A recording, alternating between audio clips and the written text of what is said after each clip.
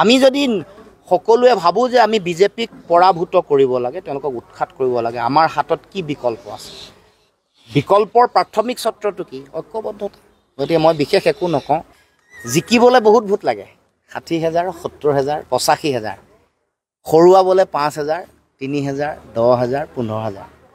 গতিকে আমি সেই অভিজ্ঞতাৰ পৰা শিকিব লাগিব, প্ৰত্যেকেই শিকিব লাগিব, ময়ো শিকিব লাগিব, বেলেগেও শিকিব লাগিব।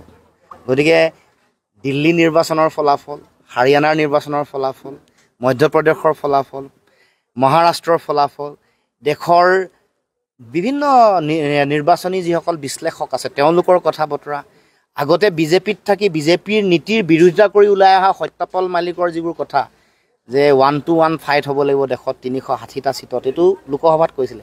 তাৰমানে সেইটো এটা দেশৰ যিটো নিৰ্বাচনৰ যিটো মৌড, সেইটো হৈ গ'ল এটা বাইপলাৰ মোড অফ ইলেকশ্যন, সেইধৰণে চলি আছে। তাত আমি পোল ডিভিজন যদি অপজিশ্যন ফ্ৰণ্টত হয়, বিৰোধী শিবিৰত যদি হয়, মেৰুৰ বিভাজন, তেতিয়াহ'লে কোনে সুবিধা পাব? কাক বাট মুকলি কৰি দিম?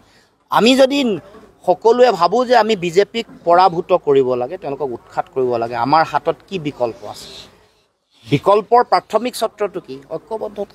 গতিকে মই বিশেষ একো নকওঁ কোনে কি কৈছে, কিন্তু মই যিটো বাস্তৱ পৰিস্থিতি অনুধাৱন কৰিছোঁ, ৰাজনৈতিক বাস্তৱ পৰিস্থিতি অনুধাৱন কৰি অতীতৰ ইতিহাস গৰকি যি অভিজ্ঞতা বুটলিছোঁ, তাৰ পৰা মই ভাবোঁ যে তাৰ পৰা আমি প্ৰত্যেকে, মই নিজে অভিজ্ঞতা বুটলিছোঁ, প্ৰত্যেকে